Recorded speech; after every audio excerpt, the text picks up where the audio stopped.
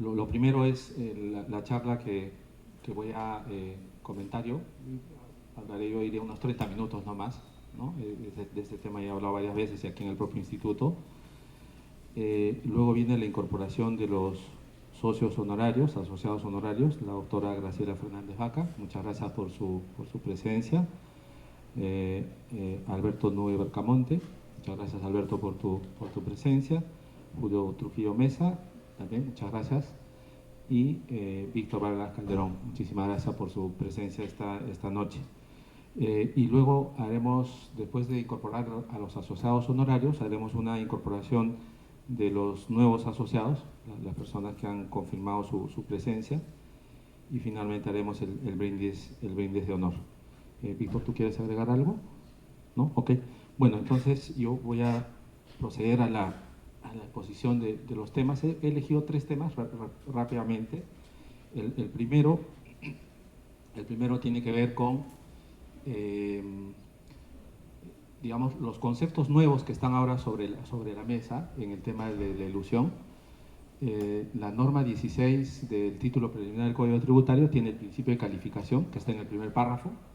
Ese no ha desaparecido, es decir, la calificación de los hechos. Solo que ese primer párrafo me parece que es, en cierto modo, contradictorio, ¿no? Porque el primer párrafo del principio de calificación, esto es que los hechos se califiquen, los hechos imponibles se califiquen según su naturaleza económica, es contradictorio, porque el hecho imponible es jurídico, ¿no? Y no tiene lógica que el hecho imponible, por el principio de reserva de ley, no puede ser económico. Entonces ahí hay una contradicción en el principio de calificación, pero en fin, ahí está en el primer párrafo. Luego tenemos la simulación que ustedes conocen y la ilusión, que es el tema, digamos, el tema novedoso de la norma 16. Y el reglamento, la ley que modifica el Código Tributario, pone sobre la mesa un nuevo concepto que es el de la planificación fiscal, ¿no? Que es básicamente que el directorio tiene que ocuparse de aprobar la estrategia fiscal de aquellos actos que impliquen planificación fiscal, sin definir qué cosa es planificación fiscal. O sea, no dice que sea ilusión, no dice que sea economía de adopción, en fin, simplemente pone planificación fiscal, ¿no? Y lo último, con el plan BEPS, esto en el tema internacional, la planificación fiscal agresiva, ¿no? Entonces, aquí hay dos nuevos conceptos que en verdad se agregan al elenco de conceptos que tenemos que manejar hoy, sin que exista una conceptualización clara del concepto de planificación fiscal y menos aún del concepto de planificación fiscal agresiva. Yo lo que he podido revisar brevemente es que en el caso de la planificación fiscal agresiva, la mayoría de autores que yo comparto, me parece es que la planificación fiscal agresiva no es un concepto nuevo digamos, de ilusión. No es una categoría jurídica. La planificación fiscal agresiva en realidad hace referencia a aquellas estructuras que no encajan dentro de la ilusión, dentro del concepto de ilusión o fraude de ley, en fin, según que no encajan en la cláusula antielusiva general de los ordenamientos de los distintos países, pero que aprovechan la falta de coherencia y coordinación entre los sistemas fiscales del mundo. O sea, por ejemplo, pónganse ustedes a pensar en el caso Amazon, que es un caso que todo el mundo conoce, ¿no? Amazon vende básicamente sus productos a través de una web, de una nube, ¿no es cierto? Desde donde toma digamos, las órdenes de compra desde esa nube, que no está ubicada en ningún sitio, por supuesto, no está en el espacio virtual. Y de esa forma Amazon, al tomar digamos, las órdenes comerciales desde esta nube, evita la presencia fiscal en los distintos países de Europa. Y entonces dicen, oye, ¿ahí estás haciendo ilusión fiscal? ¿O es que más bien falta un concepto digamos, un criterio de vinculación para el caso de la economía digital? O sea, ahí no estás haciendo ilusión, lo que se está haciendo ahí simplemente es que se está aprovechando un espacio, una falta de regulación del concepto, digamos, de economía digital. Entonces, En ese tipo de situaciones viene el concepto de planificación fiscal agresiva, ¿no? Y digamos, es un temita que voy a profundizar en unos minutitos. Lo segundo es la responsabilidad solidaria, voy a comentar cuáles son los efectos y finalmente el procedimiento. Entonces, comencemos con lo primero.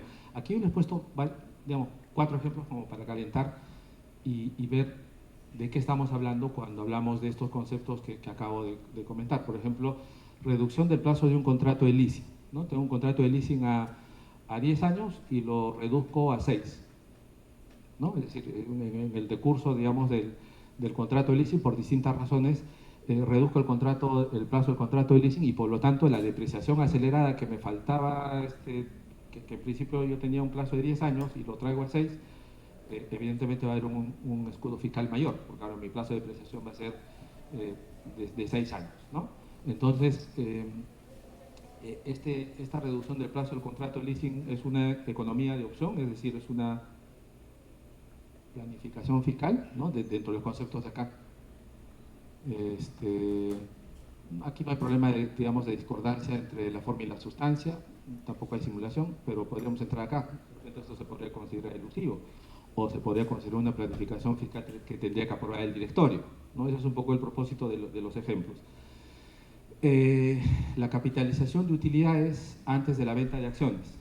Saben ustedes que la capitalización de utilidades otorga costo, ¿no? Entonces, si yo capitalizo las utilidades, tengo más costo y por lo tanto disminuyo la renta imponible si estoy pensando vender las acciones.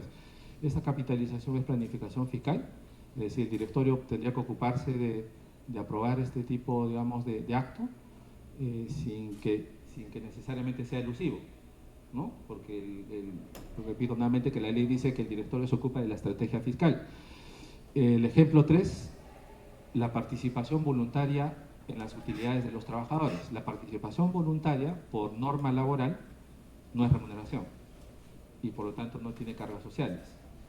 Y no tiene la desventaja de la gratificación extraordinaria, que a partir de la segunda califica como ordinaria. Entonces, la participación voluntaria es un mecanismo alternativo para evitar que un concepto pagado a favor de los trabajadores se vuelva remuneración y con todas las consecuencias, ¿no?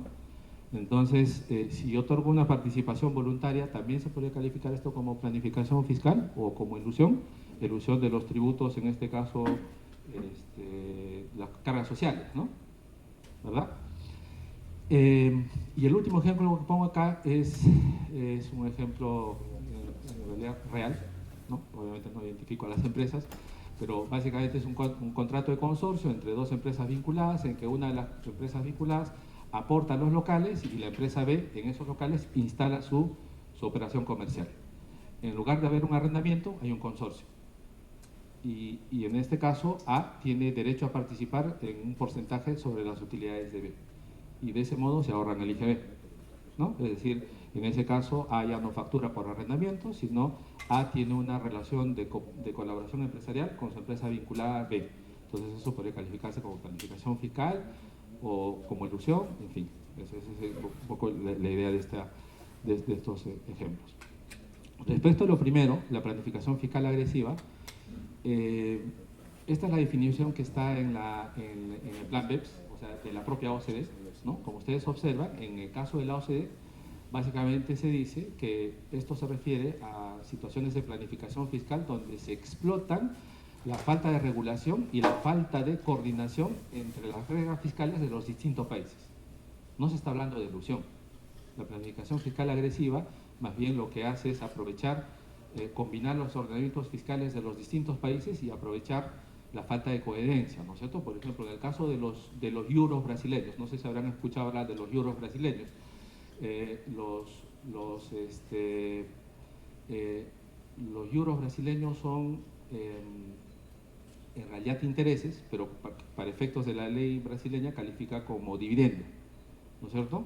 Entonces, si según la norma brasileña califica como dividendo, en el otro país en realidad es un interés. Entonces, en el otro país es deducible y en Brasil es considerado dividendo y por lo tanto, de acuerdo a sus normas, a sus convenios para evitar la doble tributación, no se graban en Brasil. Entonces ahí se deduce el gasto y no se grava la renta, ¿no? Está viendo como un doble como un doble beneficio. Y eso es precisamente a lo que se refiere, ¿no? Que la planificación fiscal agresiva se refiere a eso, a la falta de coordinación entre los sistemas fiscales del mundo. Por eso digo que, en mi opinión, no es un concepto jurídico. Es básicamente la falta, digamos, de armonización de las reglas fiscales en el mundo.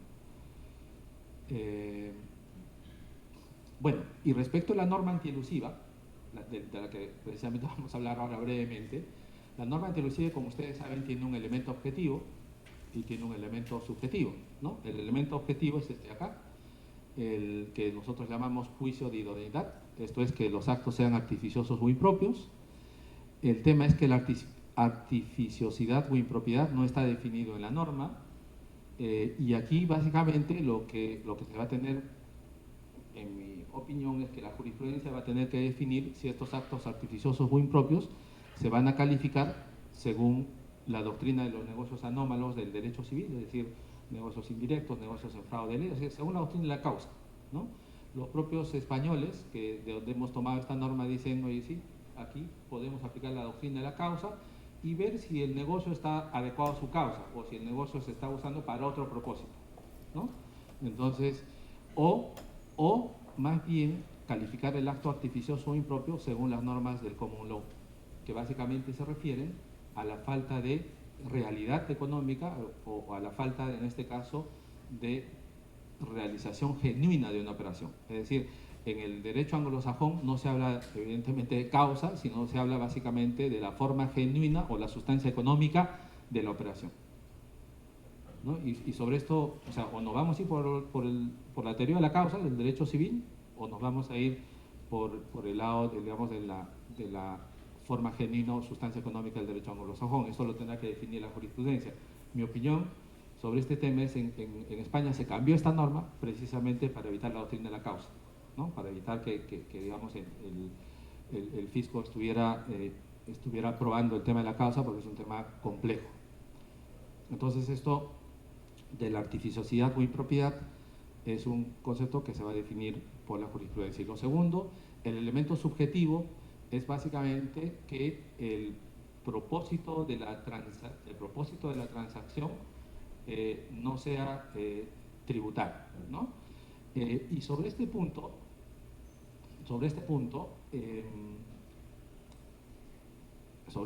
sí creo que acá vale la pena detenerse unos segunditos, ¿ya? Con un poquito de detenimiento para explicarles lo siguiente. Fíjense ustedes esta partecita, ¿no? ¿Cómo está redactada la norma? La norma dice que de su utilización resulten efectos jurídicos o económicos distintos del ahorro fiscal o ventajas tributarias, que sean iguales o... Ok. En el caso español, de donde hemos tomado esta norma, dice que de su utilización no resulten. Que de su utilización no resulten. Nosotros ponemos que de su utilización resulten. Ese matiz, que ustedes dirán, oye, pero el que le pongas no, el que le pongas de manera positiva no es relevante. Sí es relevante. Es relevante, ¿por qué? Porque en el caso español, cuando se redacta con el adverbio no de negación, se dice precisamente que se pone el adverbio no para resaltar que el propósito principal de la transacción, para que sea elusivo, tiene que ser tributario. Que el propósito esencial de la transacción tiene que ser tributario. Si el propósito esencial de la transacción es tributario, entonces califica como elusivo. Nosotros hemos eliminado esa palabra. Sin embargo, en la exposición de motivos de la ley del año 2012, que modifica el Código Tributario y que introduce la norma 16, en la exposición de motivos se dice que este segundo elemento debería ser el propósito esencial o preponderante de la transacción, en la exposición de motivos. Sin embargo, en el texto de la norma es ambiguo, ¿no? Y el reglamento, en el artículo 7.2, el reglamento de la norma antielusiva, toma un camino completamente distinto al que está expresado en la exposición de motivos, porque el artículo 7.2 del reglamento dice que se puede perseguir actos que tengan como uno de sus propósitos principales el obtener el ahorro o la ventaja tributaria. Es decir, que podría ocurrir que un acto califique como elusivo a pesar de tener un propósito económico. Entonces, si tengo un propósito económico más uno tributario, igual podría calificar como elusivo, con lo cual, evidentemente, la norma antielusiva tendría un carácter bastante discrecional, ¿no? ¿Y cómo lo vemos como un ejemplo? Se lo planteo como muy sencillito. Imagínense ustedes que este ejemplo lo he planteado en todas las charlas que he dado de norma antielusiva, que es un ejemplo la verdad que bien sencillo, bien básico. Imagínense ustedes que una compañía brasileña traslada su residencia a Chile para prestar los servicios de back office que normalmente prestan las multinacionales. Si prestamos servicios desde Brasil, ¿no es cierto? Saben ustedes que en el convenio con Brasil los servicios están bajo la regla de las regalías, ¿no es cierto? Entonces, si se prestase los servicios desde Brasil, se debería retener 15%. Si me mudo a Chile, y como es un beneficio empresarial y no hay establecimiento permanente en Perú, no habría retención, o sea, de 15 baja a 0, ¿no? Y claro, en ese caso, evidentemente, el propósito de mudar, en mi ejemplo hipotético, la residencia de una sociedad de Brasil a Chile es fiscal. Me voy a ahorrar la retención en la fuente. Antes era 15, ahora va a ser 0. Sin embargo, ese cambio de residencia fiscal o cambio de lugar de constitución de la compañía puede venir acompañado, evidentemente, también de sustancia. Es decir, puede ser una sociedad residente en Chile con sustancia económica, es decir, que haya trabajadores, que efectivamente hay una planilla efectiva, que estén los gerentes con todos los medios materiales y humanos para prestar los servicios. Entonces, si hay un sustento económico más una ventaja tributaria, aún en ese caso, ese cambio de residencia fiscal podría calificar en ese caso como una transacción elusiva, porque el juicio de justificación económica, en este caso, no requiere que sea el propósito esencial. El reglamento dice lo contrario, ¿no? Y en el propósito económico, además hay dos problemas, ¿no? Dos problemas. El primer problema es que, ¿cómo vamos a evaluar el propósito económico? Lo vamos a evaluar conforme a un criterio objetivo, es decir, tengo que demostrar que efectivamente la transacción que no califica como elusiva, tengo que demostrar que tiene beneficios económicos tangibles, es decir, me ha ahorrado costos, me ha generado más utilidad, me ha generado más rentabilidad. Tengo que probarlo de esa forma. Sobre ese tema, en Estados Unidos, en la regulación de la norma antielusiva, se ponen precisamente criterios objetivos para evaluar esto. Es decir, evaluar cómo ha cambiado la posición económica del contribuyente. Mientras que en Australia y en el Reino Unido se pone un criterio subjetivo, es decir, que el propósito de la transacción haya sido generar beneficios económicos. Pero no tengo que demostrar que efectivamente ha habido ahorros, sinergias, mejor rentabilidad. Y esto no está especificado en nuestra norma. No sé si nuestra jurisprudencia irá por el criterio objetivo o por el criterio subjetivo, ¿no? Y el tema de la ventaja fiscal que ya expliqué, ese es el segundo elemento. Si es el único propósito o el propósito esencial, o puede estar acompañado de otros propósitos económicos en la transacción. Ok, entonces, claro, esta parte del reglamento podría evidentemente calificar, si está excediendo al ámbito de la ley, podría calificar como una norma evidentemente ilegal, ¿no es cierto? Pero también hay otra forma de interpretar este 7.2, porque el 7.2 está en el marco de este reglamento. A ver, el reglamento de la norma antielusiva, este reglamento tiene dos artículos, ¿ya? El artículo 6, que son las señales o las alarmas de que podría haber una transacción elusiva, y luego está, si se activan estas alarmas, que además no son taxativas, dice la norma, por si acaso no son taxativas, pero si hay estas alarmas, preocúpate, ¿no es cierto? Y si te preocupas, aquí están los criterios bajo los cuales tienes que evaluar si la transacción califica como elusiva. Esto está en el artículo 6, las señales de alarma. Esto está en el artículo 7, que son los criterios bajo los cuales tendría que evaluar que la transacción eventualmente califique como elusiva. Entonces, yo creo que estas son simplemente alertas de que, de una transacción eventualmente elusiva. Estos son los criterios, y estos criterios, conforme a estos 8 criterios, tenemos que probar, o la administración tiene que probar, la SUNAT tiene que probar, los dos elementos de la norma anti-elusiva que hemos visto antes, el elemento A y el elemento B. Entonces, el artículo 6 son las señales de alarma, el artículo 8 son los criterios bajo los cuales se evalúa la transacción elusiva, y conforme a estos criterios tengo que construir mi prueba.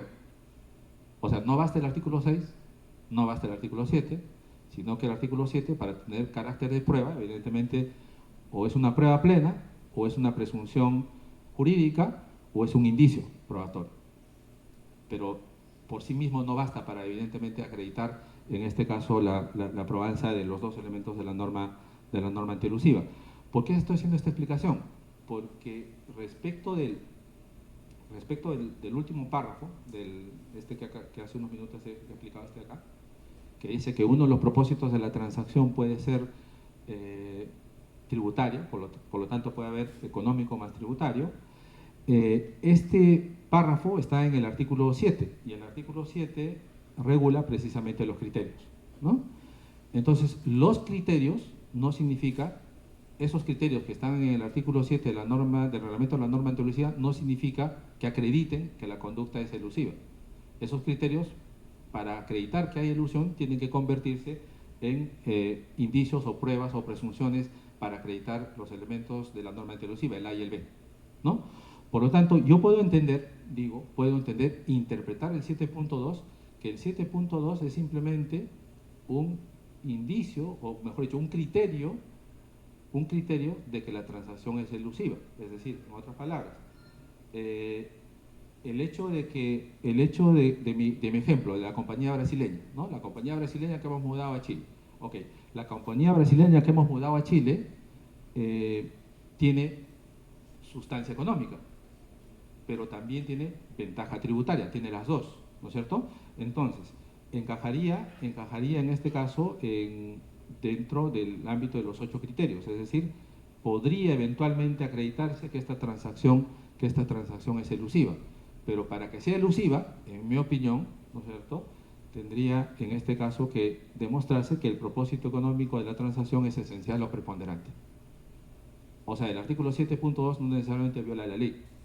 ¿Por qué? Porque está en el ámbito de los criterios, no está en el ámbito de la prueba, de la constitución de la norma antielusiva. Entonces, hay dos maneras de verlo.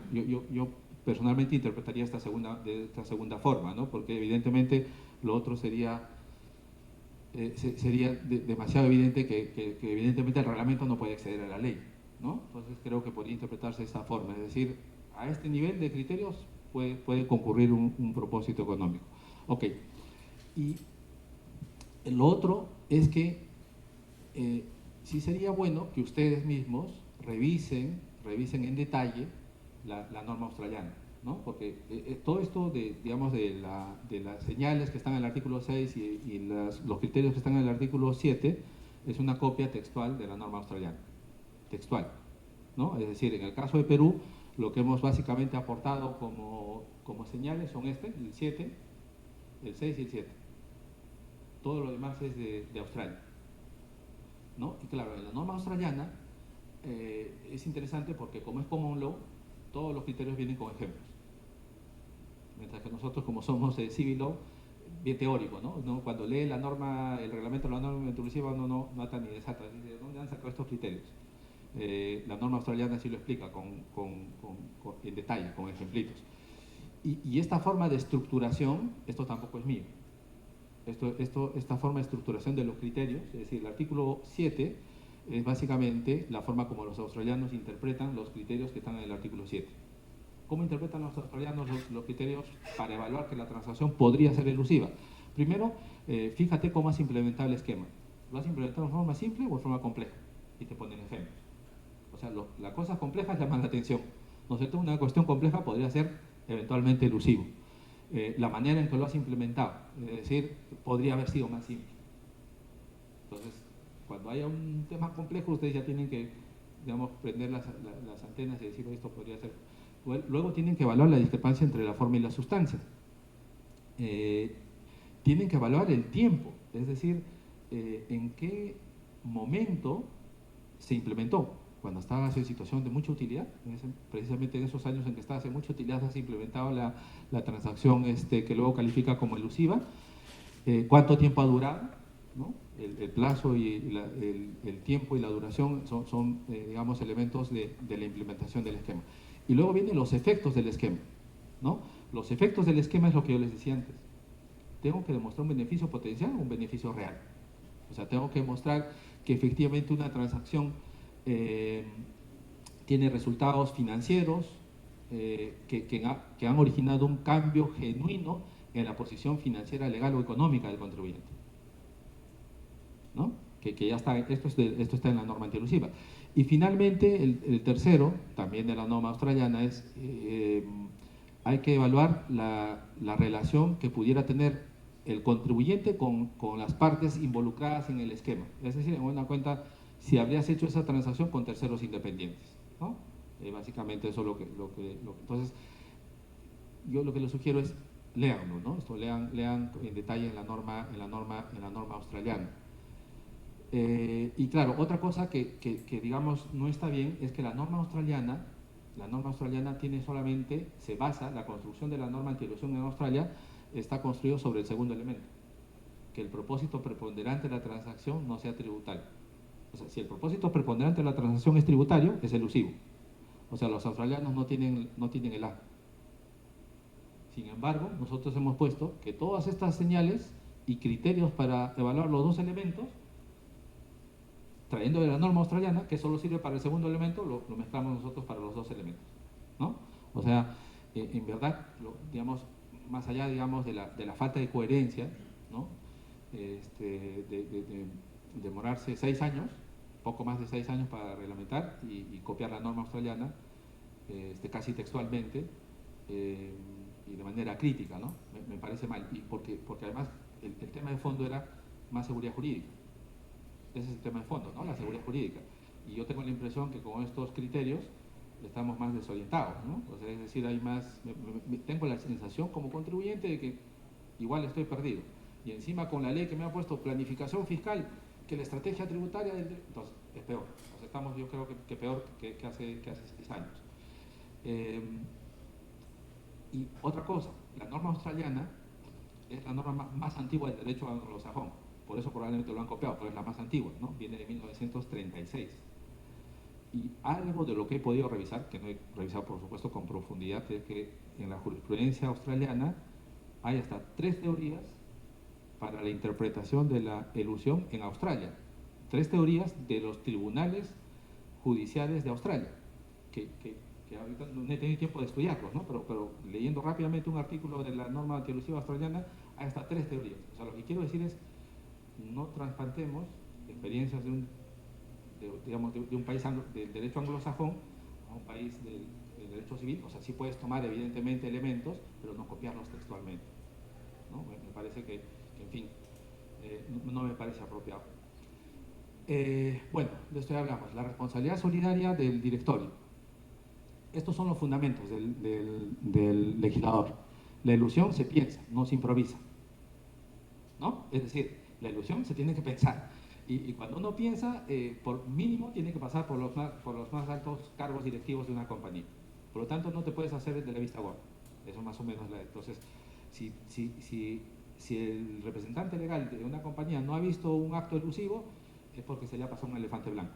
Es decir, hay una falta del deber de diligencia. Ese es el primer fundamento, digamos, de involucrar al directorio, ¿no?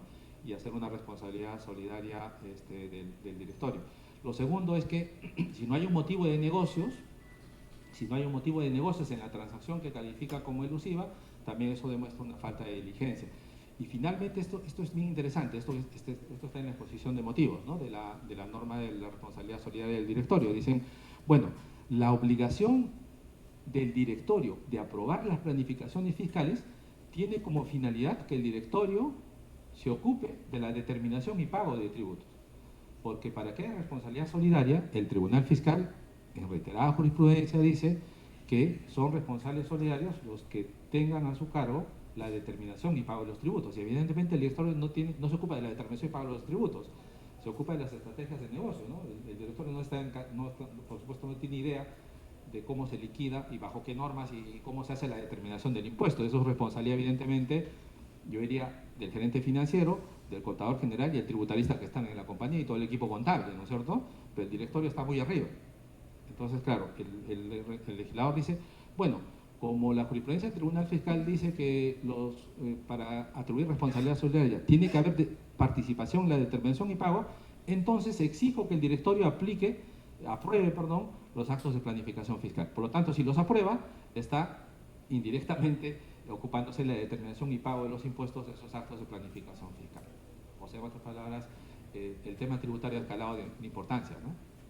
Antes llegábamos máximo hasta el gerente financiero, ahora estamos con el directorio. O sea, en fin, yo diría para bien, ¿no? Ahora los directores nos prestan importancia a los tributaristas, antes ni nos invitaban a un café. Bueno, a ver, entonces, en el tema del directorio, ¿qué cosas hay? Digamos, voy a ir directo al problema, sobre esto también hablé en la IFA, que es una charla de casi de 1 hora, pero aquí voy a compartir básicamente las conclusiones a las que llegué en esa charla de la IFA.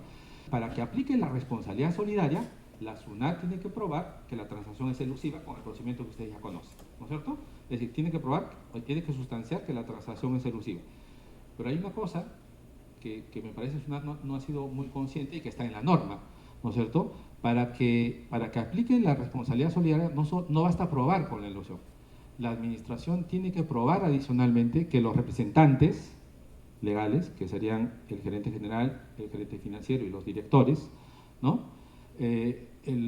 Han participado, han colaborado en el diseño, aprobación y ejecución de la transacción elusiva. Tiene que probarlo. Es decir, y esto no está regulado, ¿no? No está regulado porque el procedimiento de la transacción elusiva va contra el contribuyente. Y el procedimiento para probar que el representante legal ha colaborado en el diseño, aprobación y ejecución de la transacción elusiva tiene que sustanciarse en otro procedimiento de fiscalización distinto. Entonces, y tiene que probarse, porque la presunción, como todos sabemos, se estructura sobre la base de un hecho base que tiene que estar probado, y si está aprobado el hecho base, entonces se va al hecho presunto o hecho presumido. Entonces, aquí hay un hecho complejo, por eso pongo un hecho base complejo. No basta probar la ilusión, hay que probar que los representantes han participado en el diseño, aprobación y ejecución. ¿Ok? Bueno, y lo segundo es que, en mi opinión, y creo que en la opinión de todo el mundo en realidad, es que los directores a título individual no son representantes legales, ¿no es cierto? Evidentemente, quien es representante legal es el directorio, pero el directorio no es una persona jurídica, carece de patrimonio, entonces yo no puedo atribuirle responsabilidad solidaria al directorio. Entonces, claro, como no puedo atribuirle responsabilidad solidaria al directorio, le atribuyo a los directores, pero los directores no son representantes legales. Entonces ahí hay una violación de las normas del Código Tributario, ¿no es cierto? Porque el Código Tributario no dice responsabilidad solidaria de los representantes y directores, eso no dice. En Chile, he revisado la norma antielusiva, bueno, he hecho un mapeo en Chile, México y Colombia. El único lugar de estos 4 países donde hay responsabilidad solidaria de los directores es en Chile. Pero la norma chilena dice responsabilidad solidaria de los directores. Punto. Responsabilidad solidaria de los directores. Norma expresa, ¿no? Reserva de ley. Entonces, en nuestro caso, yo creo que los directores tienen un argumento bastante sólido para decir que no hay responsabilidad solidaria de los directores, por más que el reglamentador, porque en esta norma el reglamento de la norma antielusiva se dice responsabilidad solidaria de los representantes legales y directores, como reconociendo que son algo distintos, ¿no? Entonces, sin embargo, la responsabilidad solidaria no nace del reglamento, pues nace de la ley, ¿no? Entonces creo que hay un problema, digamos, claro, que los directores no van a poder probar. Y lo otro es este tema de la obligación del directorio de definir la estrategia tributaria. Porque claro, la pregunta de aquí en adelante es, ¿qué obligación tienen los directores? ¿Qué hacen los directores de las compañías de 2019 en adelante, ¿no? Y bueno, ¿qué hacen? Pues esto, aprobar o definir la estrategia tributaria de aquellos actos, debiendo decidir sobre la aprobación o no de situaciones o relaciones económicas que sean planificación fiscal. Y entonces esta es la parte que, que, que no está muy claro, porque acá recuerden ustedes que aquí la norma no dice, evidentemente el director no va a decir que está haciendo elusión tributaria, ¿no? Pero en buena cuenta lo que está diciendo la administración es, y la ley, perdón, es que el directorio se ocupe de definir la estrategia tributaria de los actos que sean planificación fiscal. Entonces, y aquí el tema es qué constituye planificación fiscal, hasta dónde va el directorio, ¿no es cierto? Es decir, qué cosa es el directorio. El directorio simplemente, ya que hay de todo. Yo les voy a comentar la experiencia práctica. Esto sí es un tema práctico que he hecho con mis clientes y que hacen los distintos estudios con el tema de esta obligación del directorio, ¿no? Digamos, la primera alternativa. El directorio hace un escrutinio de todas las operaciones de la compañía, a través evidentemente de sus asesores, y presentan una relación de transacciones detalladas que eventualmente tienen un elemento de planificación fiscal. ¿Ok? Entonces, contratos de colaboración empresarial, operaciones de leasing, en fin, de las que yo les he presentado al inicio de la presentación. Entonces, hacen un escrutinio de todas sus operaciones y se busca que la gerencia financiera o lo que fuese dé un sustento económico de esas transacciones que finalmente se está presentando al directorio. Pero no es el directorio el que hace el que hace el trabajo es la gerencia. La gerencia hace ese mapeo de transacciones y le presenta al directorio. Esa es una primera posibilidad. La segunda posibilidad extrema, la otra, es que simplemente se hace una aprobación de una política del directorio. El directorio se encarga de definir las estrategias de negocio, que el directorio no define nunca, no se encarga de aprobar transacciones con finalidad fiscal, solo dirige estrategias negociales, de negocio, empresariales, ¿no? Entonces, entre una y otra hay soluciones intermedias, ¿no? Entonces, lo que quisiera resaltar acá es que aquí hay evidentemente una inseguridad, porque la norma no dice qué cosa es planificación fiscal, y ahí depende de su asesor, ¿no? Y de la decisión de la compañía también, de qué van a hacer para cumplir con esta obligación. Y bueno, finalmente el procedimiento, y con esto termino. Lo que me parece mal en el procedimiento, y yo lo dije, después, a los 2 días de haber salido el reglamento, me entrevistaron en gestión y yo le dije, mira, a mí me parece la principal crítica es que el contribuyente se entera formalmente de que está involucrado en una fiscalización de una transacción elusiva con el requerimiento, con la notificación del requerimiento del artículo 75. ¿No? Es el primer momento en que formalmente la administración tributaria le dice, toma mi informe de sustento de que tu transacción califica como elusivo, con la notificación del artículo 75. Es decir, cuando ya estás en la etapa final, es decir, estás en el paredón y listo para que te fusilen, ¿no? Y eso no me parece un fair play, ¿no es cierto? Porque en realidad debería abrirse evidentemente las armas desde el inicio. Me parece mal de parte del Estado regular un procedimiento donde casi al final donde ya no hay casi oportunidad de discusión. ¿Y esto qué genera? Genera que respecto a una transacción elusiva yo no me pueda acoger a la rebaja del 95%, ¿no es cierto? Porque en fiscalización puedo acogerme una rebaja del 95%, pero hasta que vence el plazo del artículo 75. Pero ¿cuánto de plazo nos dan para el 75? 5 días. Y cuando son bonitos, máximo 7 días, ¿no? Entonces, en 7 días yo tengo que decir, oye, ¿califica o no califica como elusivo para acogerme a la rebaja del 95% de las multas? Entonces, se vulnera incluso, yo diría, hasta el principio de igualdad, ¿no? En el proceso. Bueno, y eso es. Es un honor el día de hoy tener como miembros honorarios a 4 distinguidos colegas, ¿no? Miembros del instituto, ¿no? Cuya trayectoria profesional queremos resaltar el día de hoy, ¿no? Tenemos, como ustedes saben, la presencia de la doctora Graciela Fernández Vaca. Contamos también con la presencia del doctor Alberto Noé Bracamonte, Julio Trujillo Mesa y Víctor Vargas Calderón, ¿no? Que serán reconocidos el día de hoy como miembros honorarios del instituto. Quisiera pasar a dar lectura al currículum de la autora Graciela Fernández Vaca, ¿no? La autora Graciela Fernández Vaca nació en el Cusco, hija de maestros, casada con Américo Valdés Marín, ingeniero agrónomo, tiene 4 hijos: Luis Manuel, que es médico; Lourdes, que es médico; María Eugenia, abogada; y Álvaro, ingeniero. Se graduó como contadora, economista y doctora en la Universidad San Antonio Abad del Cusco, en la Facultad de Ciencias Económicas y Comerciales. Siguió cursos de posgrado en la Universidad Mayor de San Marcos, Pontificia Universidad Católica y la Universidad de Ingeniería, en especialidades sobre economía, tributación y planificación para el desarrollo.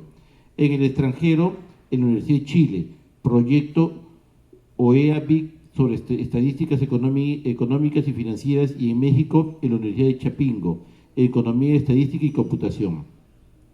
La doctora Graciela Fernández Vaca ha desempeñado los siguientes cargos en el sector público: congresista de la República de 1995 al periodo 2000, jefe del Gabinete de Asesores de la Presidencia del Consejo de Ministros, presidenta del Sistema Estadístico Nacional y jefe del Instituto Nacional de Estadística e Informática por 13 años, directora de Planes y Programas y del Registro Nacional de Contribuyentes en la Superintendencia Nacional de Contribuciones durante 12 años, asesora de la Central de Procesamiento Informático del Ministerio de Economía y Finanzas, investigador en estudios económicos del Banco Central de Reserva del Perú, consultor de la empresa petrolera fiscal, miembro del directorio del Grupo de Trabajo Iniciativa por la Justicia y la Defensoría del Pueblo, miembro de la primera comisión del Plan Contable General, vicepresidente del Consejo del Registro del Estado Civil, Ministerio de Justicia, vicepresidenta del Consejo de Ciencia y Tecnología, CONCITEC, miembro del directorio de Minero Perú, consultora del Fondo de Promoción de Exportaciones, FOPEX, miembro del Consejo Directivo de Salud, miembro del Consejo de Orden Civil del Ministerio de Justicia, miembro del Consejo Nacional del Trabajo del Ministerio de Trabajo, miembro del directorio de PROM Perú, presidente de la Comisión para designar vocales y relator del Tribunal Fiscal 2005, 2007 y 2010, miembro de la Comisión Presidencial de Lucha contra la Corrupción en el 2018.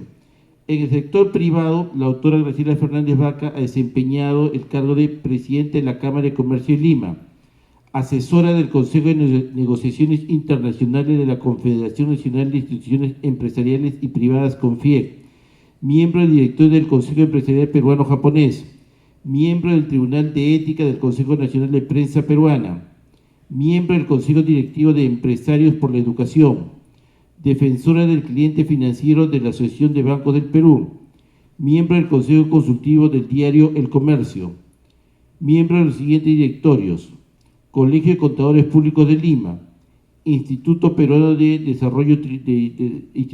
Investigación y Desarrollo Tributario, IPIDEC, Asociación Fiscal Internacional del Perú, IFA, Instituto Peruano de Administración de Empresas, IPAE, Sociedad Geográfica de Lima y de la organización no gubernamental Transparencia. En el sector académico ha sido profesora auxiliar del curso de Ingreso Nacional de la Pontificia Universidad Católica, profesora investigadora de la Universidad Cayetano Heredia, profesora invitada del curso de Estadística Aplicada de la Universidad del Pacífico, miembro del Comité de Ética de la Universidad Peruana Cayetano Heredia, miembro del Consejo Consultivo de Ingeniería de Sistemas de la Universidad de Lima. Cargos desempeñados en el exterior: presidenta del Consejo Intergubernamental de Información para Todos de la UNESCO, asesora del Centro de Capacitación para América Latina y el Caribe de la Oficina de Censo de los Estados Unidos, consultora de Chemonis International, miembro de la Junta de Auditores Externos de la Organización de Estados Americanos, OEA. Distinciones recibidas: candidata a la primera vicepresidencia del país, designada por el embajador Javier Pérez de Cuellar, candidato a la presidencia de la República en 1995. Doctora honoris causa de la Universidad Femenina de los Sagrados Corazones. Orden al Mérito en el grado del Gran Auditor, otorgado por la Contraloría General de la República, del Colegio de Contadores Públicos de Lima, por eficiente desempeño como congresista. de la Superintendencia Nacional de Administración Tributaria por reconocida solvencia moral y profesional, de la Municipalidad de Miraflores, mujer miraflorina destacada en gestión pública, del Ministerio de la Mujer, condecorada Orden al Mérito en 2010, del Colegio Economista de Lima, Orden al Mérito 2010, del Ministerio de Economía y Finanzas, condecoración Hipólito Unanue, socio de honoraria de la ONG Mujeres para la Acción Perú. Otros. Estuvo designada para representar al Perú en 4 conferencias mundiales, en la OIT sobre estadística del trabajo, Ginebra, Suiza, en 1966, en la Reunión Mundial sobre Población de las Naciones Unidas, México, 1984, en la Reunión sobre el Decenio de la Mujer de las Naciones Unidas, Nairobi, Kenia, 1985, y nuevamente el OIT en Ginebra, 1987. Asistió en 1965 y 1994 a más de 30 eventos en diversos países de América, Europa y África, como invitada participante o como ponente de tema de su especialidad, en reuniones organizadas por el Fondo de Población de las Naciones Unidas, el Fondo para la Agricultura y la Alimentación FAO, la Organización de los Estados Americanos OEA, la Comisión para América Latina CEPAL, el Centro de Enseñanza de Estadística CIENEX, el Centro Latinoamericano de Demografía CELADE, el Programa de Actividades Población PROLAC, la Comisión Permanente del Comité Interamericano Económico y Social, el Instituto Interamericano de Estadística, las Oficinas Nacionales de Estadística de España y Francia y la Oficina Internacional del Trabajo. Como congresista ha representado al Congreso de la República en las conferencias 94 y 95 de la Unión Interparlamentaria en Bucarest, Rumanía, y en Estambul, Turquía, en abril de 1996. La Unión Interparlamentaria es una reunión mundial con sede en Ginebra que agrupa a los congresos del mundo democrático. Como ven, un currículum altamente distinguido. Doctora Graciela, muchísimas gracias por estar presente esta noche. Le vamos a hacer entrega de su medalla y el diploma de honor.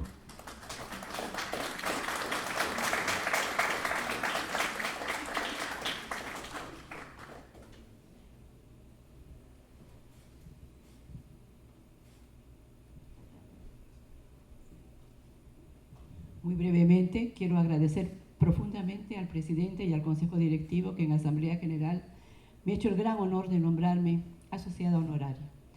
Estoy emocionada y al escuchar lo que se ha leído de mi currículum solo puedo decirles que durante todos estos años que he trabajado, más de 60, me siento orgullosa de haber tenido el título de asociada de IPIDET. Muchísimas gracias.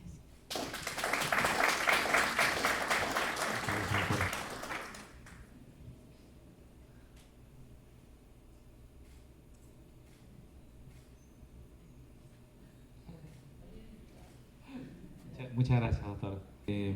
Alberto Núñez Bracamonte, contador público por la Universidad Nacional Mayor de San Marcos, egresado de la maestría en Política y Administración Tributaria de la Universidad de San Marcos, membresía vitalicia en el Colegio de Contadores Públicos de Lima, con más de 45 años de experiencia profesional, consultor tributario y de negocios, conferencista y catedrático en temas de su especialidad, socio y exdirectivo del IPIDET, ex integrante de IFA Perú y titular gerente en Alberto Núñez Bracamonte Consultores.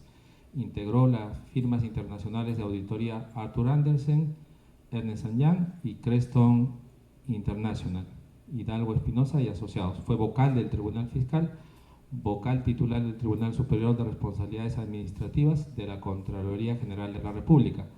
Tiene amplia experiencia en consultoría tributaria, contable y administrativa en importantes empresas nacionales e internacionales de distintas actividades económicas como madereras, azucareras, retail, consorcios, servicios educativos y profesionales.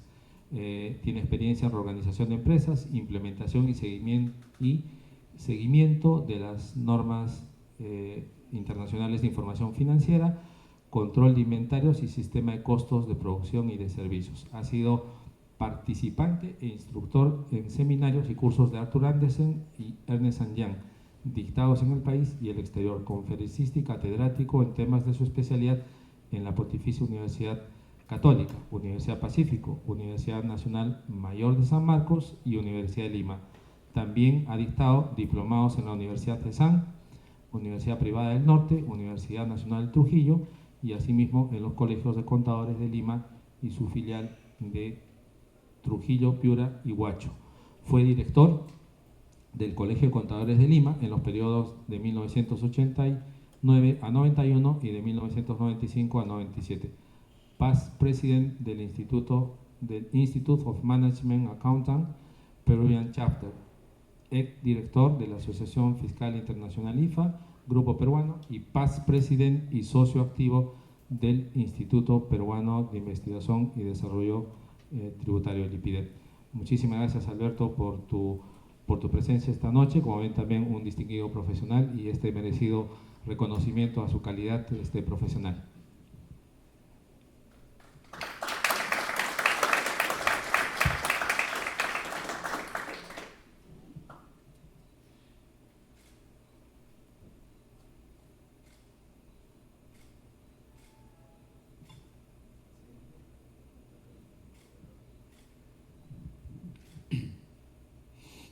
Hay que tomar aire de viento porque esto es emocionante. No sabía que cuando empezamos a ser parte del Instituto del IPIDET en sus inicios, con Noriega el Valle, con Simeón Caballero, con tantos ilustres tributaristas, colegas, llegar a estos momentos emocionantes, que es simplemente tratar de ser lo que uno es, sin más ni menos. Y sobre todo, como le digo a mis hijos, a mis nietos, ser auténtico. La tributación es algo tan apasionante que las 24 horas del día nos faltan. Y es tan subyugante que tenemos que compartir el conocimiento. Y yo siempre digo, tengo esta frase: el elixir de la juventud es estar con la juventud. Si uno no dedica su tiempo a enseñar, a transmitir lo poco que sabe, los demás tampoco tienen la posibilidad de aprender más. Se aprende mucho de los chicos y a esos hay que llegar, hay que ceder, hay que compartir con ellos. No solamente en el salón de clases, sino traspasando la puerta, ser amigos y confidentes de ellos. Y a veces hasta, como dicen algunos, un tío muy querido. Muchas gracias, Walker. Sobre todo recibirle a ustedes. Muchas gracias.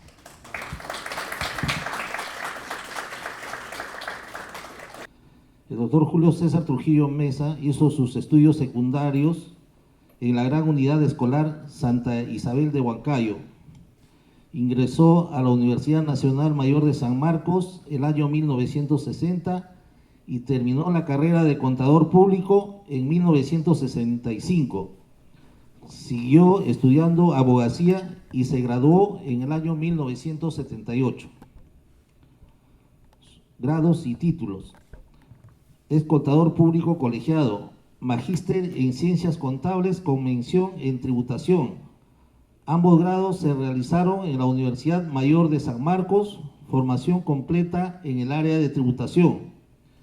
Estudios de doctorado en Derecho y Ciencias Políticas y doctorado en Ciencias Contables y Empresariales, ambos con proyectos de tesis aprobados en la Universidad Nacional Mayor de San Marcos. Estudios de posgrado en el Centro Interamericano de Estudios Tributarios CIET de Buenos Aires, Argentina, auspiciado por la OEA-BIT con la especialidad en tributación. Asociado al Instituto de Desarrollo Tributario del Perú, ha sido integrante y miembro de un consejo directivo cuyo presidente fue César Rodríguez Dueñas. En el campo laboral, auditor tributario en la Dirección General de Contribuciones, auditor tributario en Pricewaterhouse durante 6 años, gerente de impuestos de Ernst & Young, Bravo y Rueda durante 7 años, jefe del área de tributación del Banco Internacional del Perú, Interbank, durante 3 años, asesor y consultor de la Cooperativa de Servicios Especiales Educom, asesor y consultor tributario del Banco de la Nación, COFIDE, y en la empresa Volcan Minas, como trabajador 5 años y como asesor tributario por más de 10 años. Consultor de la Federación de Cooperativas de Ahorro y Crédito, FENACREP, en materia tributaria. En el área educativa, Paz Decano de la Facultad de Ciencias Contables y presidente de la Comisión de Reorganización de la Facultad de Administración. Docente principal de la Facultad de Ciencias Contables de la Universidad Nacional Mayor de San Marcos, casi en forma exclusiva. Trabajó más de 45 años. Fue docente de pre y posgrado, impartiendo sus enseñanzas en el plano teórico, práctico. Nunca dejó de estudiar Derecho y la contabilidad tributaria con el ejercicio de ambas profesiones en el ámbito empresarial. Formado en la especialidad de tributación, teniendo como profesor en el CIET, como por ejemplo Adino Hach, Gómez de Sousa, Valdeu Costa, Manuel de Juano, etc. Se dedicó a la enseñanza desde sus inicios. Fue asistente de prácticas, luego ingresó por concurso a la Universidad Mayor de San Marcos como profesor auxiliar y siguiendo su carrera docente, ocupando puestos importantes en la universidad y enseñando en el área de tributación, derecho tributario, en la Facultad de Derecho, Código Tributario, impuesto a la renta, impuesto general a las ventas, etc.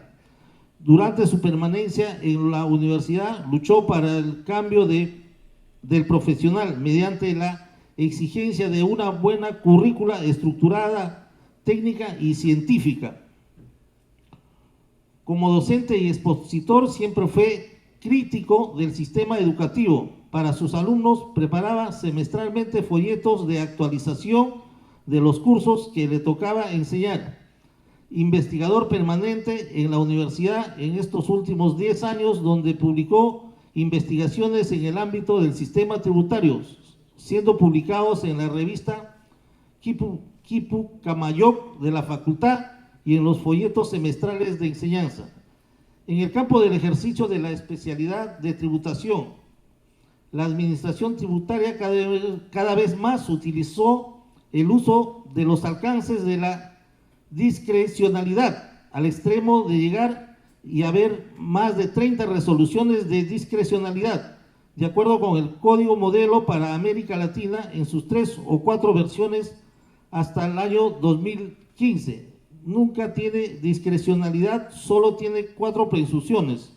Nosotros tenemos 11 presunciones y 4 de ellas se propicia la reglamentación en cada caso. A través de esta discrecionalidad, la que más sufren son los medianos y pequeños contribuyentes, sobre todo en las sanciones que han aumentado sustancialmente. Crítico permanente sobre la necesidad de un cambio estructural del sistema tributario.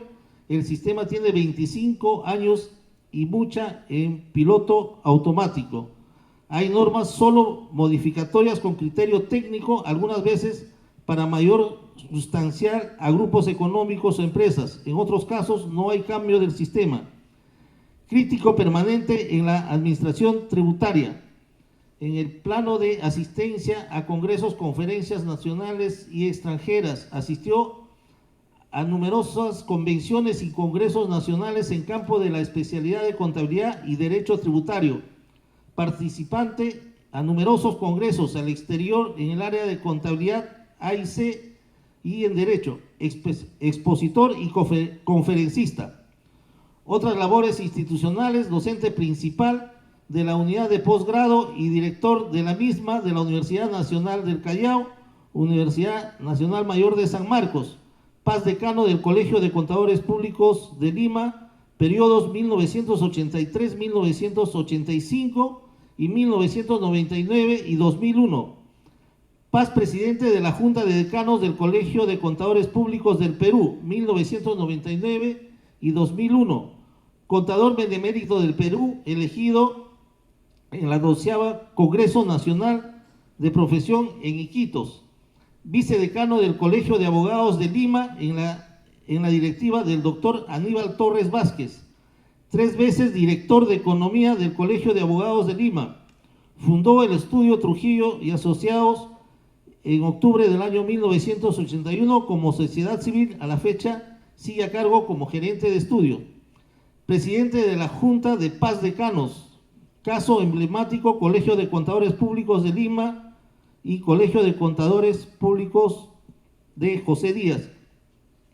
Presidente de la Comisión Especial de Iniciativa Anticorrupción de la Junta de Decanos del Colegio de Contadores Públicos del Perú para la realización de investigaciones de la corrupción en el ámbito del sector privado y público.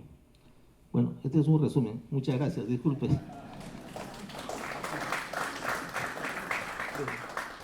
Quiero invitar al doctor Trujillo, por favor, que se acerque.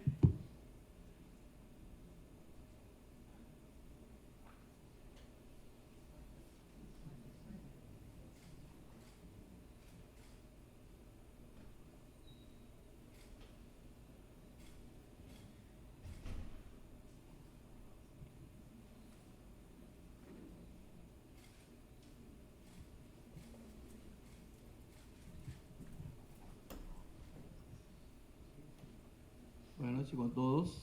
En primer lugar, para agradecer al presidente del IPIDET, a los directivos y a la asamblea, quien acordara efectivamente nombrarme asociado honorario. Para mí es un honor y quedo muy agradecido a ellos. En segundo lugar, decirle y remembrar brevemente que mi motivo del ingreso acá fue con Enrique Noriega del Valle. Cuando yo trabajaba en Price, él me llevó a Price, después me trajo al IPIDET. Y desde entonces hasta hoy, como asociado del IPIDET, una institución que yo considero muy importante dentro del plano técnico y científico del desarrollo de la tributación. Y solo quiero decirles que deseo eso con una sola recomendación.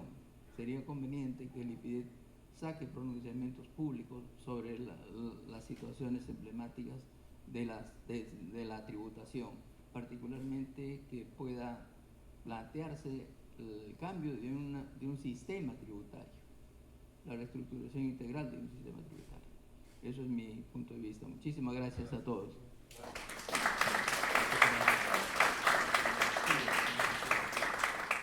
Doctor Víctor Vargas Calderón, contador público de la Universidad Nacional Mayor de San Marcos, auditor independiente del Colegio de Contadores Públicos de Lima, grado de maestro en tributación por la Universidad Nacional del Callao, estudios de doctorado en política fiscal y sistema tributario en la Universidad Nacional Mayor de San Marcos, grado de doctor en política fiscal y sistema tributario en el año 2018, gerente general de Víctor Vargas y Asociados, profesor de la Universidad Nacional Mayor de San Marcos en la Facultad de Ciencias Contables de 1985 al año 95 y del año 2001 al 2016.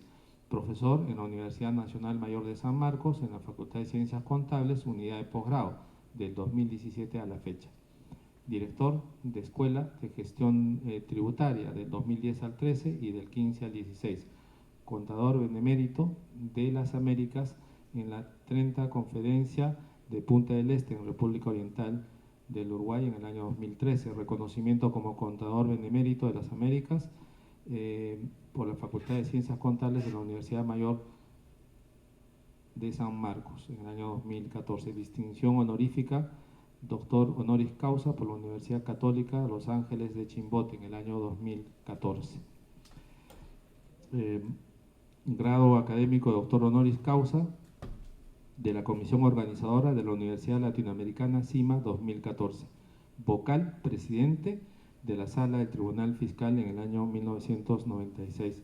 Profesor emérito de la Facultad de Ciencias Contables y Financieras de la Universidad Pedro Luis Gallo de Lambayeque, 1993. Profesor honorario de las Facultades de Ciencias Contables y Financieras de las Universidades San Agustín de Arequipa y Católica Santa María de Arequipa.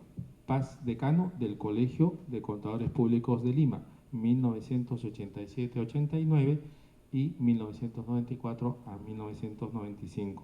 Presidente de la Federación de Contadores Públicos del Perú, hoy Junta de Decanos, en los años 94 1995, fundador y presidente del Comité de Normas Legales del Colegio de Contadores Públicos de Lima en el año 1984, instructor de la Escuela de Capacitación de la Dirección Fiscal de Contribuciones, 1970 a 1982, director de Control de Fiscalización de la Dirección General de Contribuciones, 1982, director regional de contribuciones en la región del norte de 1973 a 77, expositor en congresos y eventos profesionales nacionales y seminarios internacionales, participación en congresos y eventos, publicaciones, el texto de normas internacionales de contabilidad, análisis de casos prácticos, texto de auditoría tributaria y finalmente un texto universitario del impuesto general a ventas e impuesto selectivo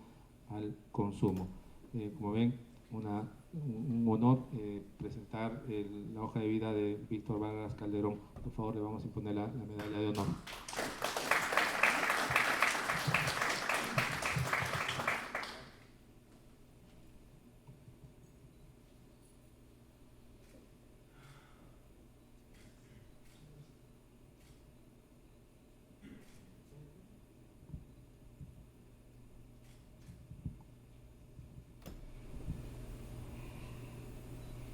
Mi agradecimiento, doctor Walter Villanueva, y el amigo de siempre, Tito Cruzado.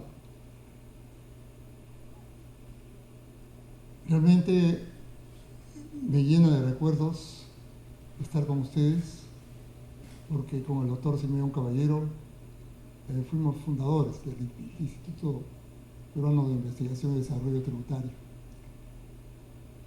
Aquel anhelo ha fructificado totalmente. Realmente veo que con creces la investigación continúa y hoy día en su charla, con mayor razón, en un tema de gran actualidad, de mucha actualidad. Tan es así que a veces me pongo a pensar, cuando escucho ese tema, ¿qué pasaría si nosotros venimos del derecho romano y toda la tributación peruana es del derecho romano y la abogacía peruana es del derecho romano? Pero resulta que tenemos un pacto con la OCDE y ahí viene el derecho anglosajón. Y entonces en ese impacto del derecho anglosajón versus el derecho romano, hemos visto películas donde en el derecho anglosajón hay un jurado de personas notables que son los que califican el efecto ético en el comportamiento de las personas que han trabajado. Y entonces nosotros ahora, al trabajar en este tema tributario, esta norma 14 y el problema de la evasión, no podemos sustraernos a ese aspecto del derecho anglosajón, el tema ético, que es justo el que no se ha podido normar, y eso no se puede normar, es un tema muy difícil de normar y tendríamos que tener un jurado especial para normar ese aspecto. Realmente, para mí la tributación siempre ha sido algo maravilloso y por ello me congratulo de estar presente en este acto con tantos amigos con los cuales hemos venido conversando muchísimo, hace mucho tiempo. Cada uno de ellos es una estrella en este firmamento de colegas que hoy día han sido incorporados como miembros honorarios. Siempre he estado presente en estos eventos y que siga la investigación, doctor Walter Villanueva. Gracias a Víctor Cruzado por habernos dado este mérito y a todos ustedes por haber participado en este evento tan importante de la vida institucional del IPIDEP. Muchas gracias, señores. Hasta una próxima vez.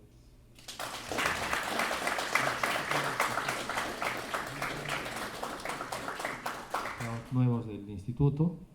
Elizabeth Contreras trabaja conmigo en el estudio, es abogada de la Universidad Católica y tiene un máster en tributación internacional en la Universidad de Leiden en Holanda, asociada al estudio PPU, y un diplomado en tributación internacional en la Universidad de Ciencias Aplicadas. Elizabeth, por favor, para recibir tu...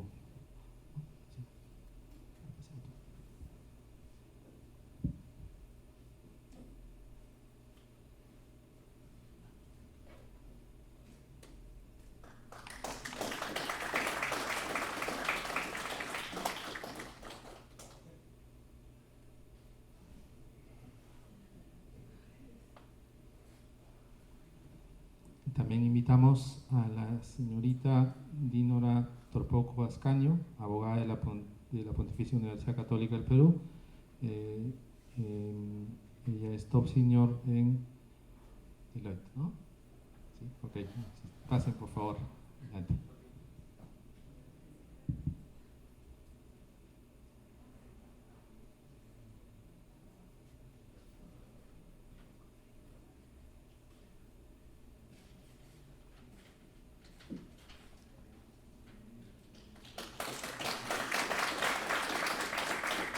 También invitamos a la señorita Carolina Ayala Flores, ella es contadora pública de la Universidad Nacional Mayor de San Marcos, magíster en Tributación y Política Fiscal por la Universidad de Lima.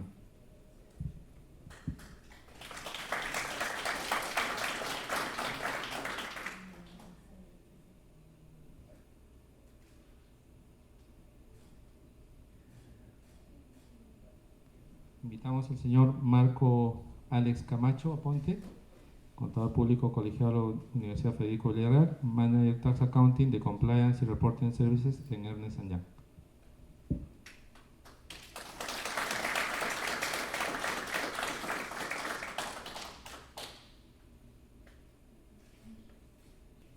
Invitamos a la señorita Diana Milagros Castillo Rivero, contador público titulado por la Universidad Nacional de Trujillo, maestría en Tributación y Política Fiscal por la Universidad de Lima.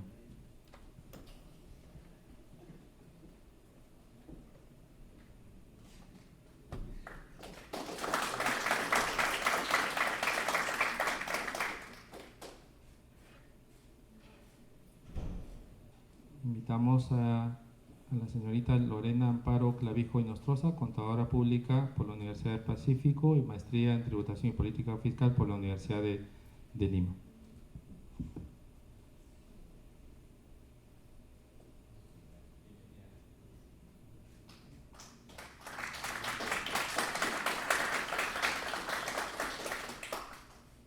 Invitamos al señor Alfredo Guerra Arce, abogado de la Pontificia Universidad Católica del Perú, magíster en Derecho Tributario por la Universidad Católica.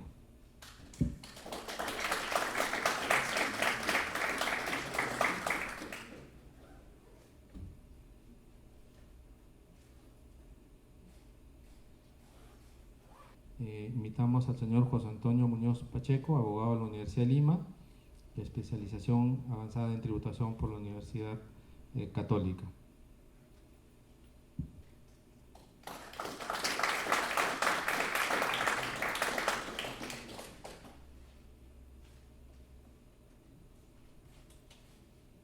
Invitamos a Abraham Quispe Pari, contador público colegiado por la Universidad Néstor Cáceres Velázquez y posgrado en Tributos Internos Aduaneros por la Universidad Autónoma del Perú.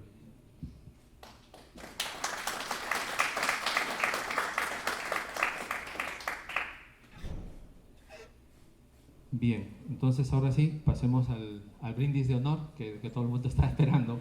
Muchísimas gracias por su presencia esta noche. Gracias.